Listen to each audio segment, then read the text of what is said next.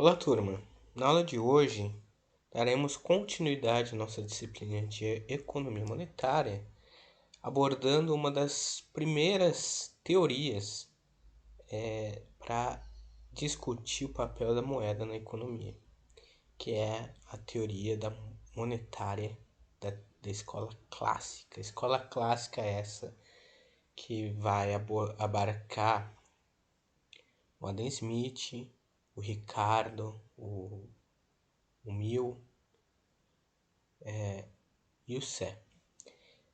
Hoje, o foco principal dentre todos esses autores vai ser a obra do Jean-Baptiste Say, e sua lei de Say, e depois a teoria quantitativa da moeda e sua transformação a partir da equação de Cambridge, realizada pelo Alfred Marshall. Então, só para dar início, eu gostaria de revisar aqui com vocês alguns pressupostos da teoria clássica e da lei de Say, porque eles vão estar por trás da construção da teoria monetária dessa escola. Então, primeiro, a gente tem como hipóteses centrais de que os agentes econômicos eles maximizam seus recursos, a produtividade, os lucros, etc. Ou seja, são agentes maximizadores, otimizadores. As famílias e as firmas elas também vão tomar decisões ótimas, então vão fazer o melhor uso dos seus recursos para atingir, maximizar suas utilidades. E de maneira, no caso do consumidor, para consumir o máximo possível dada a sua restrição orçamentária, e no caso da firma, ter o máximo de lucro dado a sua capacidade produtiva, e isso vai se dar através ou de aumento de produtividade ou redução de custos. As decisões elas são racionais, tomadas levando em consideração toda a informação relevante. Não há obstrução de mercado, ou seja, o mercado é livre, está sempre em equilíbrio, havendo então concorrência perfeita. Outro ponto é que não existe, que o desemprego aqui, quando ele existir, ele é voluntário ou friccional. Ou seja, os indivíduos eles estão desempregados por vontade própria, porque não aceitam um determinado patamar de salário como forma de remuneração para sua produtividade marginal, ou eles estão em processo de transição de um emprego para outro. Então aqui é meio que o pressuposto de que a teoria trabalha no pleno emprego. Os salários e os preços eles são flexíveis.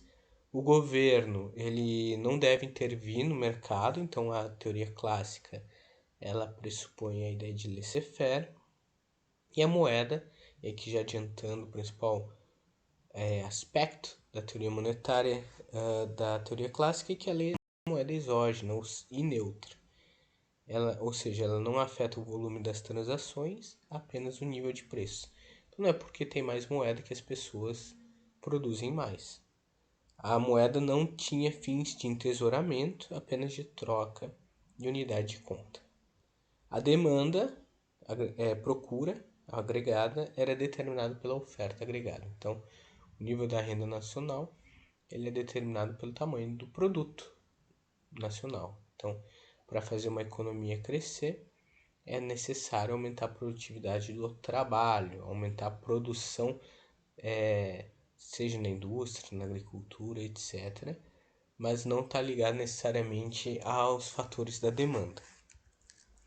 Dentre os clássicos, os principais aqui que a gente pode ver são o Adam Smith, o Sé, o Malthus e o Ricardo.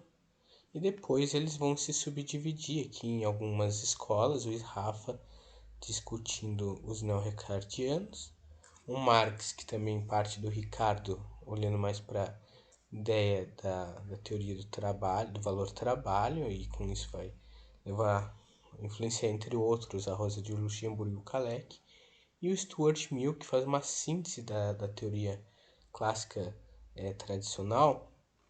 Ele vai dar origem à primeira síntese neoclássica, que depois vai dar origem à Revolução Marginalista e à escola trazida pela teoria neoclássica do Alfred Marshall.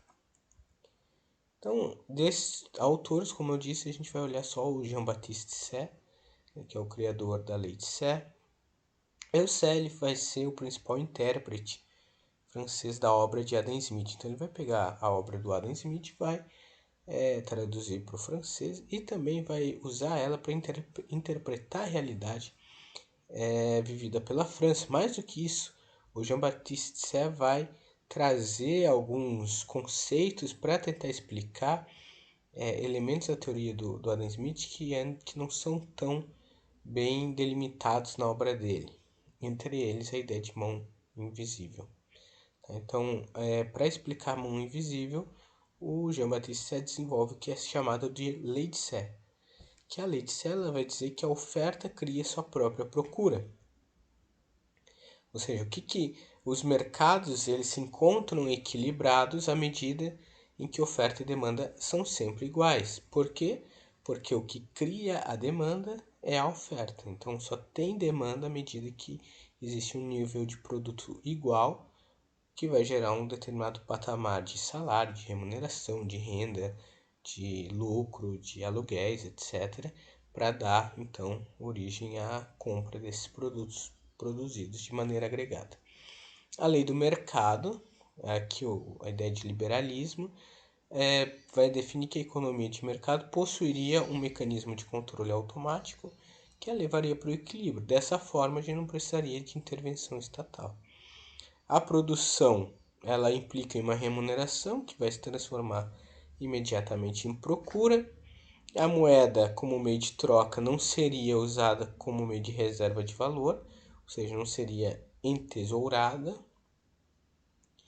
E que a ideia de entesouramento é ligado a guardar de maneira indefinida, não é eu vou guardar esse dinheiro para realizar um consumo futuro para comprar esse produto. Então eu não tenho valor agora, eu vou juntar esse dinheiro para comprar isso amanhã. Não. A ideia aqui é guardar, entesourar o dinheiro por via das dúvidas, de maneira indeterminada. Tá? Então isso a gente chama de entesouramento. Na teoria do Sé, isso não existe, e a gente vai ver mais adiante o porquê.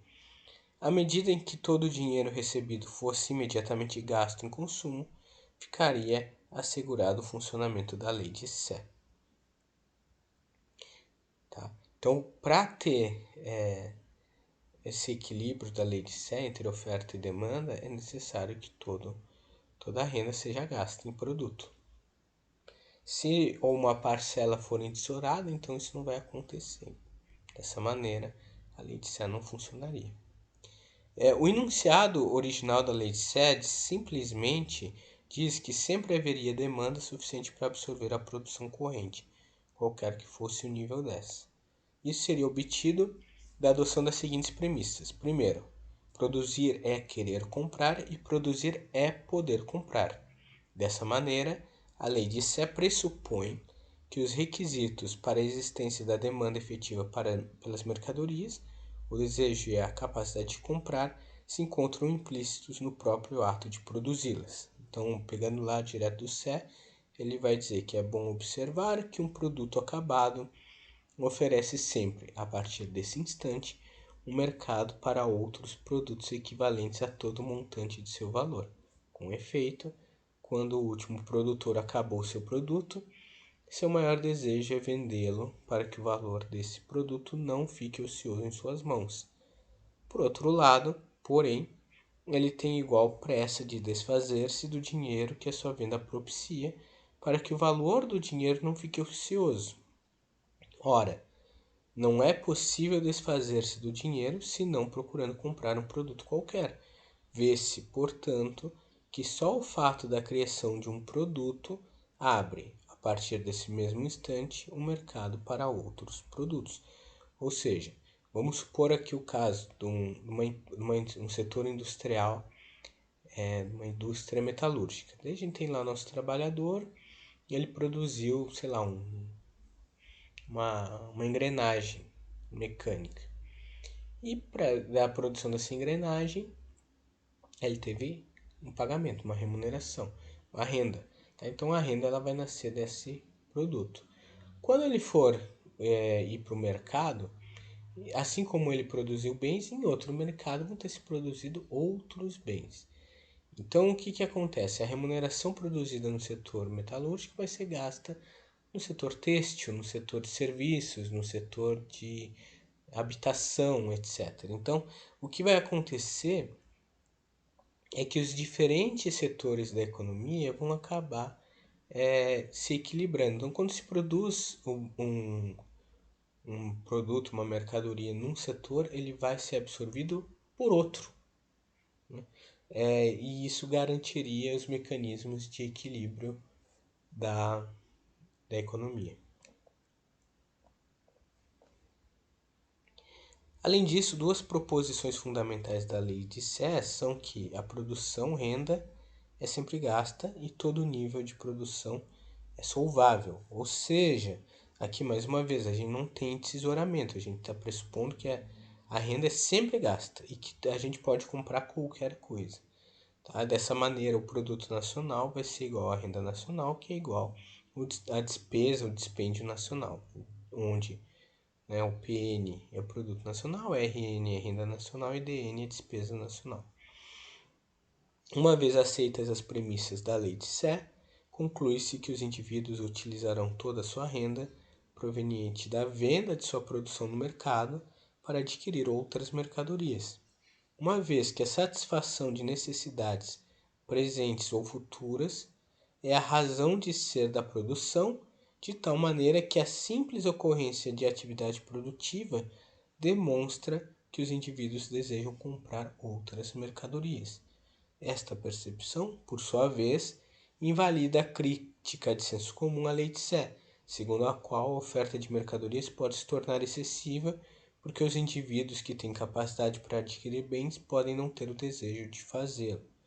Assim, o Mill argumenta que o erro está em não perceber que, embora todos os que têm com que pagar possam já estar de posse de cada artigo de consumo que desejam, o fato de continuarem a aumentar a produção prova que a realidade efetiva não é essa. Ou seja, se eles estão ampliando a produção, é porque desejam ter mais renda para poder consumir mais futuramente. Se todo nível de produção for solvável e produzir é poder comprar, isso implica que é a própria produção que determina a renda dos indivíduos, ou seja, que a renda é gerada no próprio ato de produção. Em que consistem tais meios? Pergunta o Sé. Em outros valores, outros serviços, frutos de sua indústria, de seus capitais, suas terras. Daí resulta, embora à primeira vista pareça um paradoxo, que é a produção que propicia mercados para os produtos. Dessa forma, acrescentando a primeira premissa, a renda sempre é gasta, o esquema para explicar o mercado e sua tendência ao equilíbrio se completa.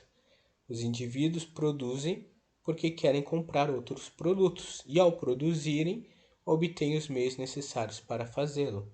A demanda não se constitui um obstáculo para o crescimento da produção, pois qualquer nível de produção é solvável. Então, essa é a lei de Sé, onde aqui, mais uma vez, a oferta e demanda elas tendem sempre a se igualar. A lei de Sé pode ser vista, então, como um princípio que estabelece a existência de uma relação de determinação unilateral do gasto pela renda. Primeiro, a produção determina a renda, depois a renda ela é integralmente gasta, porque aqui não tem tesouramento, de maneira que a renda nacional de um período é igual ao dispêndio nesse mesmo período, onde YT é a renda e DT é o dispêndio, a despesa. Subtraindo o consumo de ambos os lados da despesa, temos ST igual YT menos CT, ou seja, aqui é a nossa poupança, é igual ao dispêndio menos CT. A despesa ela pode ser gasta uma parte em consumo por parte dos consumidores e olhando eles como empreendedores, como empresários, outra parte do gasto é investimento. Então, a despesa menos o consumo é igual ao investimento. O que sobrou da despesa e não é consumo é investimento. Dessa maneira, pelas igualdades, a gente tem que poupança é igual a investimento pela lei de Sé. Assim, a poupança ela determina o investimento, porque a poupança ela vai vir antecipadamente ao nível de investimento. Se os indivíduos só produzem com o objetivo de comprar, Então a parcela de produção que não for alocada para consumo presente será de imediato alocada para consumo futuro, porque poupar é o mesmo que investir. E por que disso, né? Por que poupar é investir? Porque o dinheiro que é poupado, ao ser colocado no sistema financeiro, ele vai ter uma utilização direta nos empréstimos feitos, né, para crédito das empresas, para a realização de novos investimentos. Isso é chamado na teoria clássica de teoria dos fundos emprestáveis, né? Então são fundos para empréstimos. Então, para os economistas clássicos, não há distinção entre poupança e investimento, isto é, poupar é o mesmo que investir, não são decisões distintas, mas a dupla face de um mesmo fenômeno, a acumulação de capital, que são esses, se dá por meio dos fundos emprestáveis. A poupança não se constitui numa redução da demanda agregada, ou seja, a parcimônia não implica uma redução da demanda por bens.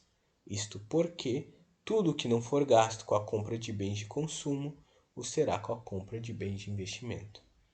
Então, a lei de Sé vai implicar que as pessoas, ao receberem o seu dinheiro, elas vão consumir, né? Não vão entesourar. Por quê?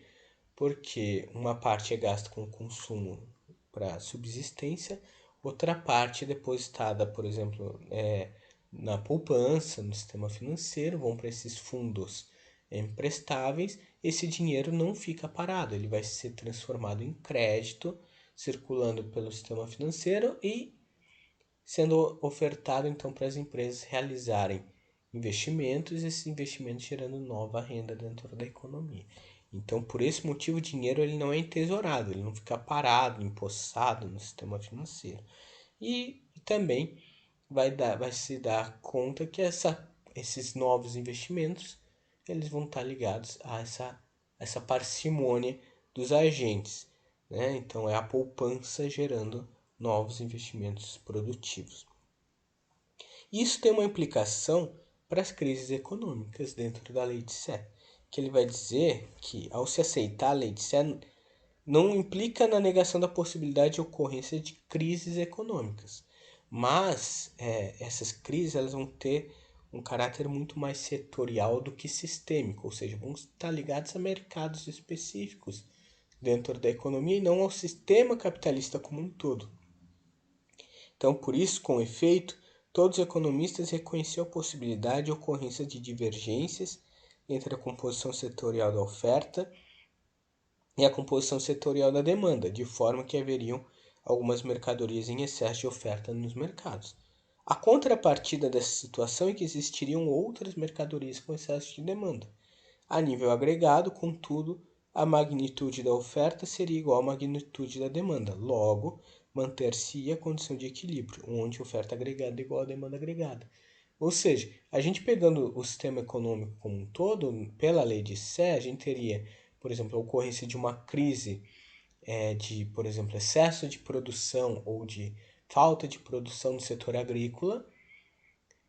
Só que por exemplo, essa falta de produção faria com que gerasse uma queda na renda, um desemprego, né, com uma produção menor. Esses trabalhadores, dado que a gente está num sistema de concorrência perfeita e com livre mobilidade dos fatores de produção, esses trabalhadores iriam para outra atividade, seriam realocados, e com essa realocação haveria então uma absorção desse aspecto da oferta e compensaria a crise em outro setor, de maneira que a economia como um todo nunca entraria em crise. O que entraria é um setor aqui e ali, mas o sistema permaneceria em equilíbrio.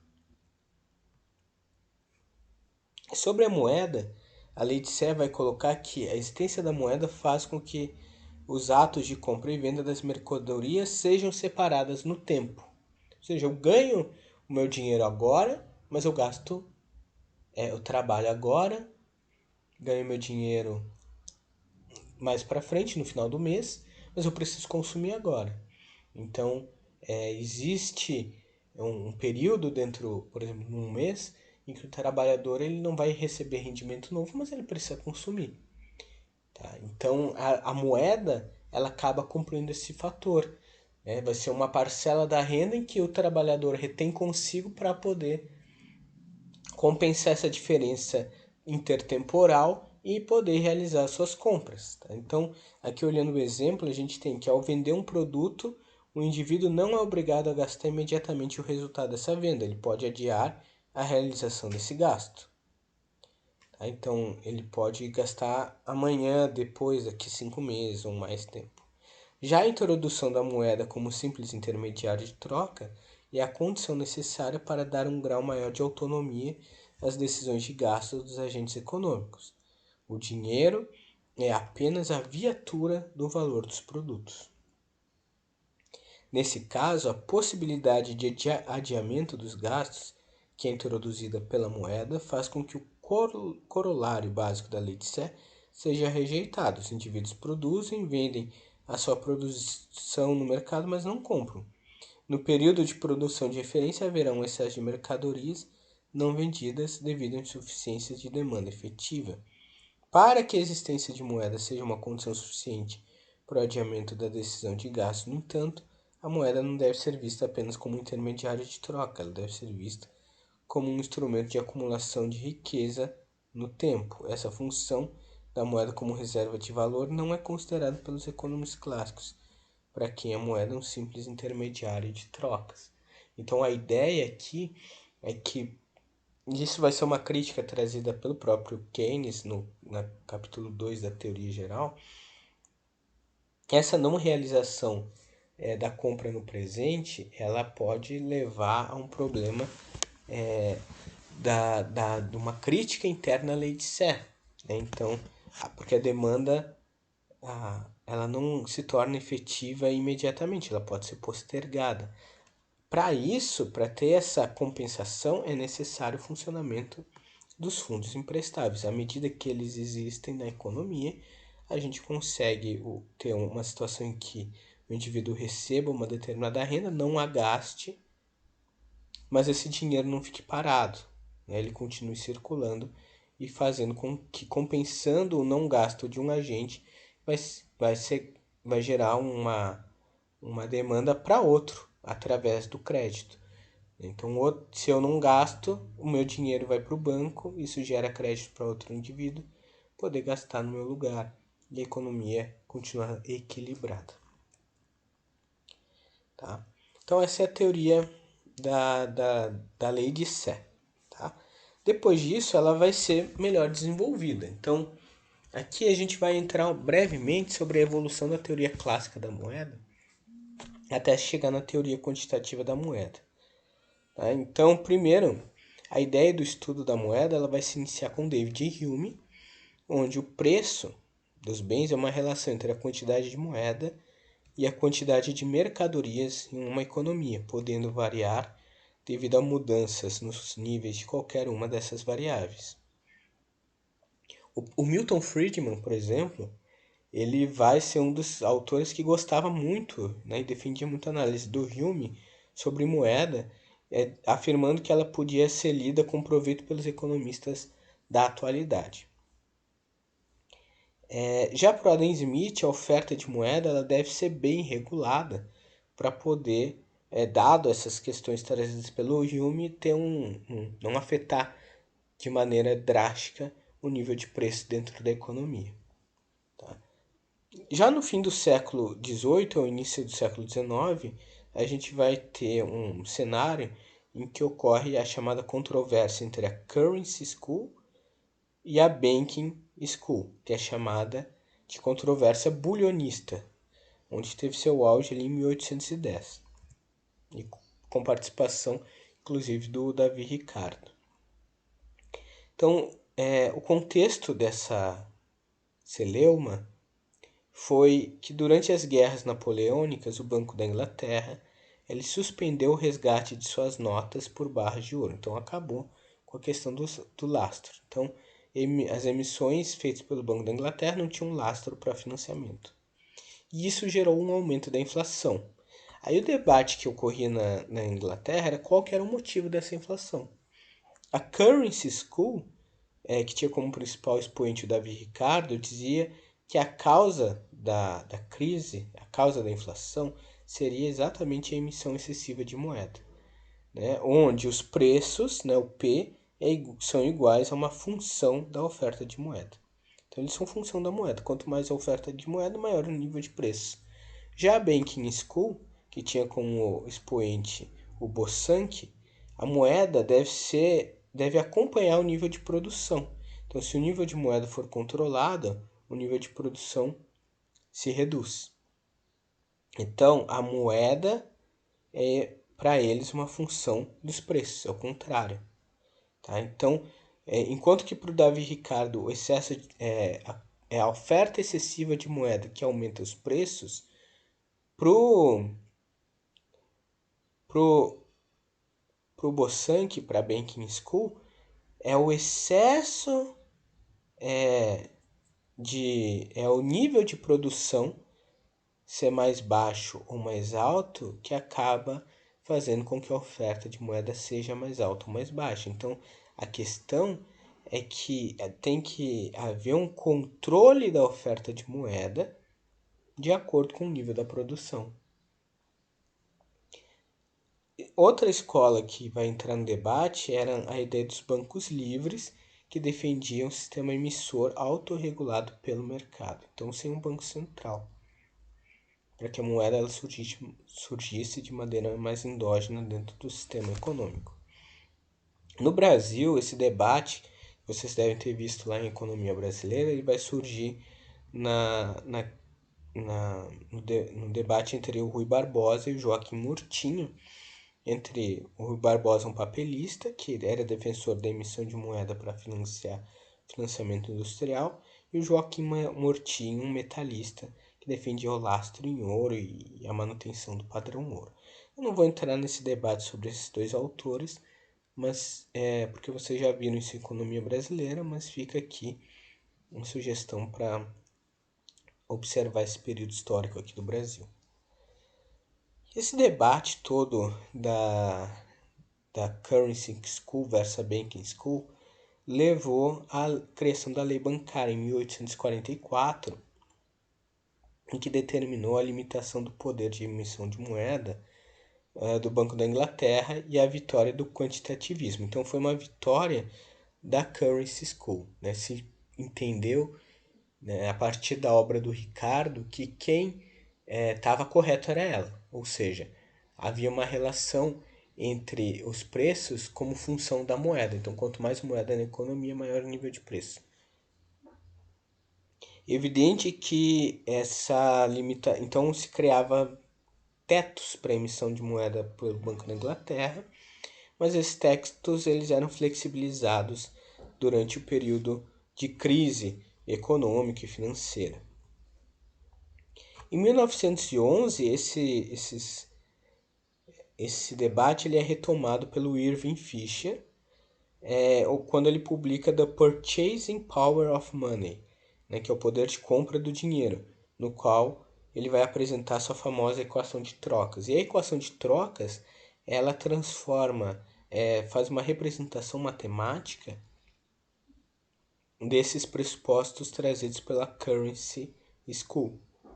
Então, para o Fischer, a inflação elevada ela era um problema, ela era ruim para a economia, mas quedas bruscas de inflação também o são, pois aumentam o valor real das dívidas e isso pode causar crise. Então, se por um lado uma inflação muito alta ela provoca um cenário em que os indivíduos eles têm uma perda real da sua renda muito grande, isso afeta o bem-estar da população que não pode consumir bens, reduções muito profundas da inflação de um dia para o outro também eram ruins, porque aumentavam o valor real das dívidas. Então, o cenário é assim, digamos que um indivíduo ele tem uma dívida de R$1.000. R$1.000 e uma inflação de 10%. Tá? Então, hoje a dívida dele é R$1.000, daqui a pouco, digamos, daqui a um mês, a dívida dele continua sendo nominalmente R$1.000, mas o valor real agora dela não é mais 1.000, porque o que acontece? Se ela tivesse sido corrigida pela inflação, ela deveria aumentar lá para R$ 1.100, só que ela não aumentou. Então agora o valor da dívida real caiu para 900, em vez de 1.900, porque aumentou a inflação, mas o valor não foi corrigido. Dessa maneira, a dívida do indivíduo no valor real se reduziu, nominalmente permaneceu no mesmo nível. Quando a gente reduz o nível de inflação muito drasticamente, o que acontece? Digamos que de um dia para o outro a inflação vá para zero. O que vai acontecer é que os agentes eles vão estar esperando uma desvalorização do nível da dívida deles temporalmente, mas isso não vai acontecer. Então, vai ser retomado aquele valor lá inicial, ele vai passar a ser o valor real. Tá? Então, ele não vai se desvalorizar ao longo do tempo. Então, ele vai ter um aumento real da sua dívida. Mais que isso, considerando que as dívidas elas não permanecem no valor inicial, elas são corrigidas por juros, o que vai acontecer? Que daqui a pouco, se digamos que tínhamos uma inflação mensal de 10% ao mês e um juros de 5%, ou de 15%, por exemplo, o que isso vai impactar? É que, na verdade, por um lado, estava tendo um aumento mensal da dívida só de 5%. Só que se agora a inflação for a zero e os juros continuar sendo 15%, a gente teve um aumento não de 5%, mas de 15% da dívida. Isso vai representar uma perda no valor real da renda dos agentes. Isso seria ruim para a economia. Então, a equação de trocas do Fischer ela vai considerar esses pontos e vai seguir uma lógica de partidas dobradas, onde um lado da equação ela vai registrar os bens e serviços e o outro lado vai representar a moeda. Então, a primeira versão da equação de trocas do Fischer é dada por essa equação, onde a gente tem de um lado M vezes V é igual do outro lado PT. Então, MV é o lado da moeda, tá? Enquanto que da oferta de moeda, enquanto que o outro lado é o lado real de bens e serviços, onde P é preço e T é o número de transações de bens e serviços. Essa equação ela quer dizer o seguinte, que o M ele tem uma relação direta com o P. E o V, que é a velocidade de circulação da moeda, tem uma relação direta com o T. Tá? Então, quando o M aumenta, aumenta P. Quando o M cai, cai P. Quando a velocidade de circulação da moeda aumenta, aumenta o número de transações. E vice-versa, quando aumenta o número de transações, né, quanto mais compra e venda de bens, mais moeda circula. A moeda circula de maneira mais rápida. Então, é isso que quer dizer a equação de trocas. Ou seja, o que ela está nos dizendo é que quando aumenta a oferta de moeda, aumenta os preços, aumenta a inflação. Tá? Depois, essa equação ela vai ser transformada numa segunda versão pelo próprio Fischer, onde ele vai incluir dentro da sua lógica os depósitos à vista, né, com o crédito circulante das moedas bancárias. Então, vai ter o M vezes V, né, que da moeda exógena criada pelo Banco Central, mais o MV' vezes V', que representa a oferta de moeda e a velocidade dos depósitos à vista. Então, o crédito circulante no sistema financeiro tem que ser igual ao nível de preços vezes as transações, onde o V e o V' eles vão ser determinados por hábitos enraizados, logo seriam constantes no curto prazo. E o P seria a única variável passiva na equação de trocas. Tá? Então, o M ele é alterado pelo Banco Central de maneira exógena, o V e o V' está ligado aos hábitos de consumo dos indivíduos, o T, que é o nível de transações, ele está relacionado à demanda dos agentes, e o P ele é uma variável que é totalmente passiva em relação às outras variáveis da equação. Inversão posterior, né, onde o Fischer ele vai incorporar a ideia do produto nacional bruto na equação. Ele vai dizer que o M vezes o V é igual ao P, o nível de preços, vezes o Y, sendo o Y um produto nacional bruto. Então, aqui trocando as transações pelo produto nacional bruto, pelo PIB. Essa visão do Fischer, ela tem um pressuposto mais ligado à macroeconomia, então ela tem uma percepção mais agregada do sistema econômico. Posteriormente, ela vai ser desenvolvida pelo Alfred Marshall, uma versão sua em que ela vai ser considerada os elementos microeconômicos da oferta e demanda por moeda, em que se chama como contribuição de Cambridge ou equação de caixa, desenvolvido pelo Marshall. No Marshall ele vai ter essa análise de caixa, que quer dizer assim, que análise de saldos de caixa, de variações de fluxo de caixa dos agentes, que tem como grande discussão por que os agentes retêm ou não moeda. O Marshall ele vai colocar que essa não retenção ou retenção tem a ver com a não coincidência de pagamentos de salários, lucros e necessidade de pagamento de dívida. Ou seja, tu tem que pagar teu aluguel no dia 1º do mês, mas tu recebe teu salário só no dia 10. Então, tu vai ter que reter uma parte da tua renda em dinheiro para poder pagar essa dívida, essa diferença temporal. E com isso, ele vai chamar essa retenção de moeda para pagar dívidas como encaixe. Então, o encaixe da moeda. Então, na nossa equação, a gente vai ter um MO, né, que é a oferta de moeda, ela vai ser igual ao K, que é o encaixe. Esse encaixe é o inverso da velocidade da renda, ou seja, se a renda acelera, ela gira mais rápido na economia, né? Então tu está tendo um fluxo de renda mais rápido, tu não precisa reter moeda contigo. Então quanto mais rápido a moeda gira, menos encaixe tu precisa. Quanto mais lentamente a moeda gira, mais encaixe tu precisa para poder saldar tuas dívidas. Vezes o índice geral de preços, em vez da renda nacional real, que é constante no curto prazo. Então, por essa nova equação, pela teoria quantitativa, o único motivo para uma economia experimentar inflação ou deflação resultaria de desvios na oferta de moeda de seu nível de equilíbrio de longo prazo. Daí, porque se pode interpretar a teoria quantitativa da moeda como uma teoria da inflação, em que a taxa de crescimento dos preços é determinada pela expansão dos meios de pagamento acima do crescimento do produto real. Assim, a taxa de inflação pode ser obtida pela diferença entre a taxa de expansão monetária e a taxa de crescimento do produto real.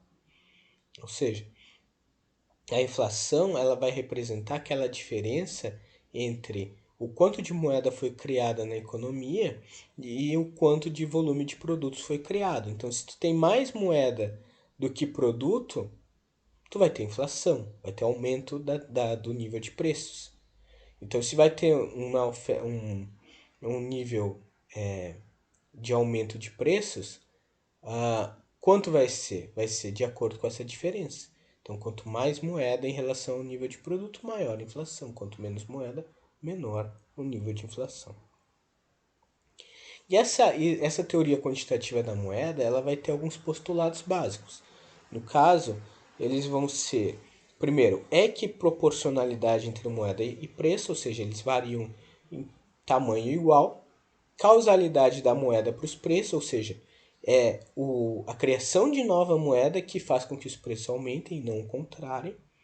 Não neutralidade de curto prazo e neutralidade da moeda no longo prazo. Então, a moeda no curto prazo ela pode afetar o nível de produção. Se tem mais moeda, isso gera mais crédito, gera mais investimento.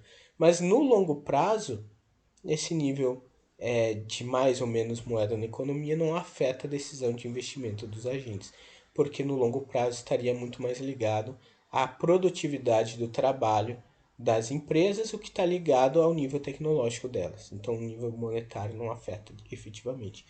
Independência entre oferta e demanda por moeda na versão de Fischer. Em uma economia que adota padrão ouro, a moeda vai depender do balanço de pagamentos, né? Mas sem o padrão ouro, a gente vai ter uma relação de independência entre oferta e demanda. Então, os fatores que fazem com que a moeda seja ofertada está ligado à ação do Banco Central e a demanda dela está ligado à capacidade produtiva, que são coisas diferentes aqui na versão do Fischer, de teoria quantitativa da moeda. E uma dicotomia entre preços relativos e preços absolutos. Então, variação dos preços relativos estão vinculados a variáveis reais, como PIB, emprego, etc., enquanto que os preços absolutos eram associados a causas monetárias. Mudança em um preço relativo causa efeitos compensatórios em outros, deixando o nível de preço absoluto inalterado. Tá? Então, aqui essa nossa primeira etapa da teoria monetária clássica. Como referências, eu indico a leitura do capítulo 2 do Cardim de Carvalho e o capítulo 2 também do Lopes e Rossetti. Tá? Então, qualquer dúvida eu estou à disposição. A gente continua esse tema na próxima aula. Bons estudos e um abraço a vocês.